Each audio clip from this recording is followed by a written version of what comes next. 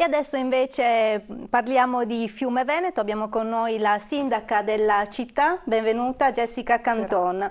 Allora, io volevo parlare invece dei progetti utili per la comunità. So che voi avete creato un'attività particolare che coinvolgerà i percettori del reddito di cittadinanza, che li mettete un po' al servizio della città, giusto? Sì, i percettori di reddito di cittadinanza potranno iniziare a operare all'interno della comunità e quindi restituire di fatto alla comunità quello che ricevono. È un obbligo di legge, ma è anche un'occasione per i percettori di reddito proprio di, in attesa ovviamente di un'occupazione lavorativa, impegnarsi nella comunità.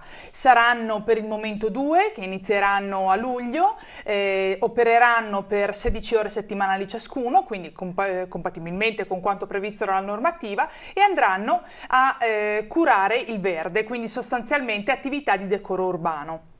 Questo perché? Perché non vogliamo che il reddito di cittadinanza sia percepito come mero strumento di assistenzialismo puro, ma come strumento invece attivo e proattivo che consenta poi di rientrare nel mondo del lavoro, e quindi uno strumento di forte inclusione sociale. E siamo certi che insomma questo farà bene ai percettori di reddito, ma farà bene anche a tutta la comunità. Immagino che il progetto poi preveda vari step per includere anche gli altri percettori del reddito. Esattamente, partiamo appunto con queste 2 persone, ma poi lo scopo è appunto quello di dare una continuità ai vari progetti, di modo tale che appunto si possano avvicendare più persone. Non solo, andremo anche a coinvolgere poi anche le realtà dell'associazionismo fiumano.